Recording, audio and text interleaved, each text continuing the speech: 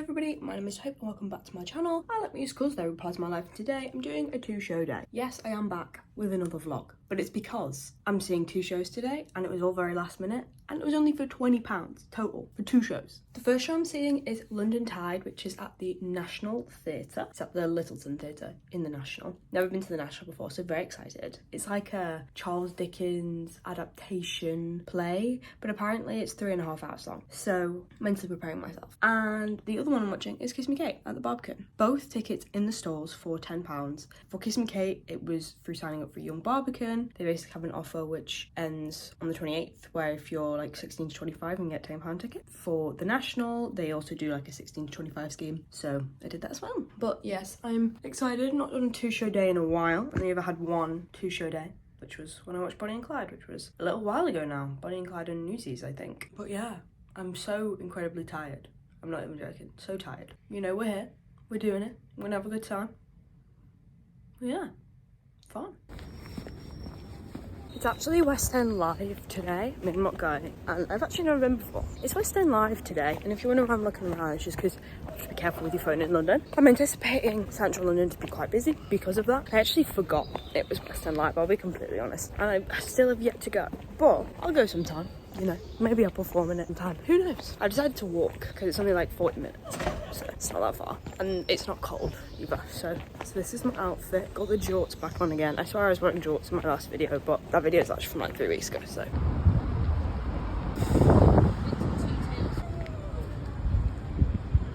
I have now figured out where I'm going because I was a bit confused, but now I'm not. Also, it's the last day of London Tide. Like, it literally closes tonight, so. That's fun. Feels so posh in here. Like, it's literally not. I think it's just because it's absolutely massive. Like, when I mean massive, it's like massive. There are lots of grown adults here and literally not a single person my age, but that's fine, you know, all good. Yeah, I'm excited because I've always wanted to come to the National. It's probably my favourite theatre. It's just so big and like, it still doesn't get any less awkward, I'll be honest, but yeah. I'm here like 25 minutes early. It's really warm because we're having a bit of a heat wave at the moment, but yeah, exciting. It all feels a bit surreal. Like, it's kind of crazy. I'm just a bit like, I have no idea if I'm sat in the right seat. It's one of these two, but I really can't tell. It's so interesting, like, literally. Did I ever show you? I don't remember. Anyway, I'll show you. Like, it looks like we're in tech for a show. Like, we're not prepped. I'm so interested. It is the interval. It's all very interesting, which I feel like I say every time, but technically amazing. I mean, the acting is also very good, but not what I expected it to be. It's kind of like a murder mystery, but like not. I'll explain, but I'll explain more in my review. The show is over and I'm just leaving. It was so interesting. It was not what I thought it was going to be at all. It ended up being a romance by the end of it, and I'll explain more when I review. But yeah, like, one thing I love about National Theatre productions, even though I've never seen one live, I've just seen like videos, is how unique they are. And it's so unique, like, especially from a design perspective. I just, so interesting. And it's so necessarily fresh, but it was like 3 hours long, so I'm feeling it now. Yeah, I guess I'll see you when I see Kiss Me Kate. POV, I'm there, and I can't find the entrance because I'm just so good like that. Found it. I really should be better at following instructions, but I'm really not. I found where I'm supposed to go. It's so good. There's the queen herself, Stephanie J. Block. I have never seen stall doors like this. Oh, what am I in? I think I'm in D. So I'm right at the bottom. Yeah, you never quite know what to expect, do you? Kiss Me Kate is a show I know quite a lot about. I have seen the Proms production, I love it. The set is amazing. I don't think it really catches it on camera how like deep it is. But again, I've never been to this theatre. Like, I've been to so many West End theatres, but I've never repeated, which I think is absolutely crazy. But I'm very excited, you know. Stephanie J. Block, my queen. Love this set. Didn't realise how big this theatre is either. Like, the techography on an iPhone is a bit off, but like it's far back. It is far back indeed. But I'm excited. I know what to expect because I've seen the show, not live, but on video before. So, yeah. I also did 2 numbers from this last year. I actually blocked that out of my memory, but Too Darn Hot and another opening of the show. So, should be fun. Also, my ticket was £10, and I'm sitting 4th row. Like, am I in the centre? No. Is it still a good seat? Yeah, it is. Like, imagine being up there, so high, crazy. Okay, so it's The Interval, and I love the show. I just think the show is great. Like, I think there's way more acting in it than like a lot of musicals nowadays, which is honestly my favourite. Like, there was a little pre-show, and I was just like watching them all just act. Like, they were just having conversations with each other and stuff, and it was just like so nice and refreshing because you just don't see it like ever. Stephanie J. Block and Adrian Dunbar are both amazing. I mean, Stephanie J. Block is always amazing. Do you know what I mean? Like, 2 pieces. Like, she's just insane. And the show itself is good. It's one of my favourite legit shows. One of my dream legit shows. Like, I just think it's so fun and like well done. Very much like enjoyable from my perspective.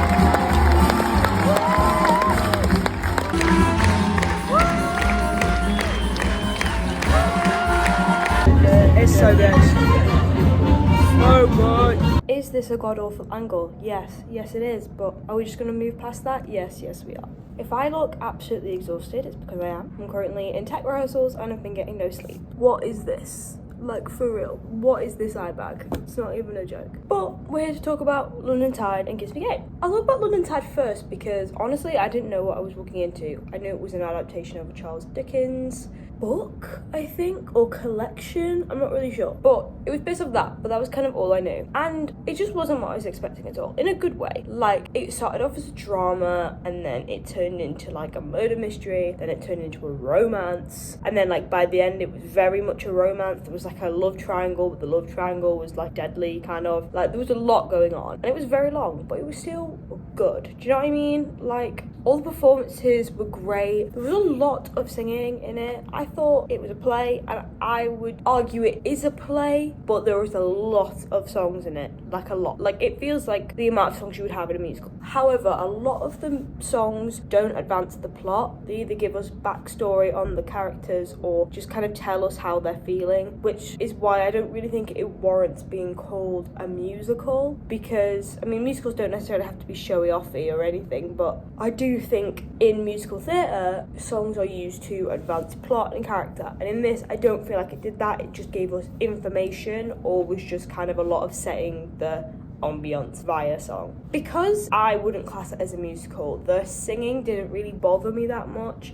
I wasn't expecting people to be like amazing singers, and like they weren't bad, but like they weren't what you would see in like an actual like MT musical. But at the same time, you wouldn't expect it because A, it's at the National, and B, that's not what it's trying to do. It's trying to be very realistic and normal, and that's why. So I don't really have a lot to say other than like it was just so different. Like, it's not anything you would see in your like general theatre. Like, it's very much its own unique thing. I thought the direction, set design, lighting design, sound design, all of that I thought was pretty unmatched. The stage like rose and fall, the lighting was like waves. Like, at one point one of the actors was like grabbed onto the lights and like was lifted up, and then he dropped down, and the way that characters came on and off stage, it was kind of like Frantic Assembly inspired. If you know who Frantic Assembly are, they are a physical theatre company. There was a lot of lifts, a lot of like chair moving, a lot of that kind of stuff, and overall I just thought it was really interesting. I do think it was worth the £10 that I paid for the ticket, and just as a whole I was like, yeah, this is a unique production, and I feel like unique is the best way to describe it because that's what it was. Obviously it was an original production, like nowhere else has ever done it, and obviously with that it gives you a lot of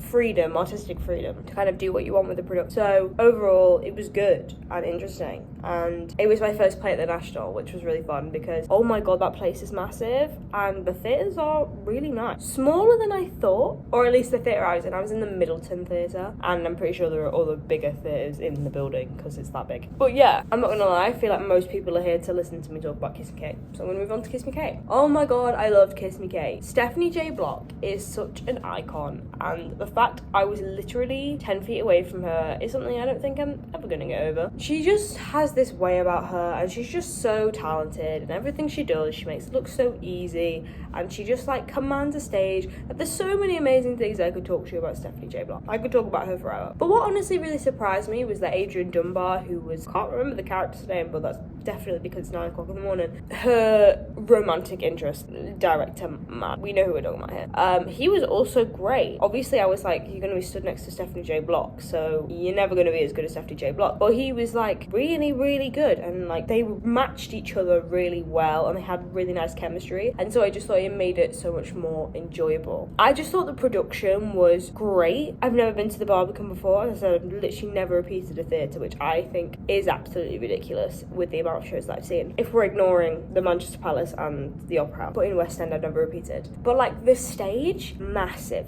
Like, it's massive. So big, in fact, that the stage, most of the stage is a revolve. There's like a very large revolve in the middle, and then there's even more stage around it. Like, it's so big, and I don't think it quite catches on camera how big it is, but it's massive. And on that revolve is 3 different sets. You have the stage, dressing rooms of Adrian Dunbar and Stephanie J. Block. Obviously not everyone's like backstage, I guess you could call it backstage, or it's just kind of like not where the actual stage is. And every scene, or however many scenes, like the whole thing revolves around, and they really, really make use of a revolve in a way that I've never seen. So Too Darn Hot, which is the best number in the show, it was absolutely phenomenal. Every single person in it was like flawless. I loved it. I thought it was great. But in that song, essentially, there are lots of different things going on. So you have Paul. Oh, I've just realised there's 4. There's the dressing rooms, the outside of the building, the backstage, and the stage. Just realised. Anyway, carrying on. In that, there is like mixes of dialogue and dance and singing. Like, there's a lot going on in that number. And you basically just watch this set piece go round and round and round, because people keep walking between the sets. Like, you're watching things happen. Like, there's a point where it's usually Paul, because Paul is like the lead of that song. He comes on, he's in the dressing room with Stephanie J. Block, they're having a conversation, and the thing moves round, he's walking, people are there having a conversation, and then people start dancing, and he goes round again, and there are more people, and then he goes back the way he came. Sorry, someone came in and the angle of this camera has definitely changed. What was I talking about? Probably Too Darn Hot, let's be honest, it was great. But just the way this production was directed, choreographed, it was just so interesting to watch. Like, the pacing was great, the choreography was great, a lot of the chemistry, it was just great. And especially for a legit musical, which I feel like a lot of people are like, oh, I don't really care, I think Kiss Me Kate is a great intro to legit musical theatre, because it's very jazzy and it's just such an enjoyable show, because it's a comedy musical, and a lot of people don't like comedy musicals, especially if you're very much into the straight tone classic musical. But oh my god, Kiss Me Kate as a book, like, there were quite a few changes to the book in this production, understandably so, because there were lyrics which didn't quite work in the sense of with who was playing it, and should they really be lyrics anyway? No. And like, but none of it was overt, it wasn't overt changes, it was just small things that made a lot of sense. And if you didn't know Kiss Me Kate, you wouldn't know they were there. It was just because I do know Kiss Me Kate, I didn't know they were there. Again, I only paid £10 for my ticket, so was definitely worth it, but I would definitely pay more for my ticket. What I thought was crazy is the 2 people sat next to me had paid £99.50 for their tickets. £99.50, and then we sat next, and I was like, I paid £10 for the seat, and I paid for it 3 days ago. They've definitely had that ticket for so long. I just thought this production was great. Like, it's very fun, and it is a genuinely funny show. As I said, it's a comedy, but as a whole, it's just enjoyable. Like, you enjoy watching it, it's a good time, it's a feel-good show. Like, there's not really like any like sad or depressing themes in Kiss Me Kate. Like, it is very much just a happy musical. So, you know, if you're not looking to like go and watch someone like have the worst time of their life for 2 hours, like, Kiss Me Kate is a great choice, because It's just fun and it's lighthearted. And there are also these two criminals who, again, I may be wrong, but I feel like they changed stuff about them, because I think they changed stuff about them. I don't know for what reason, but they just felt like a difference in like a tonal shift. But they were like the comedic relief of a comedy musical, and you're like, well, everyone's funny, but they especially are a fantastic duo.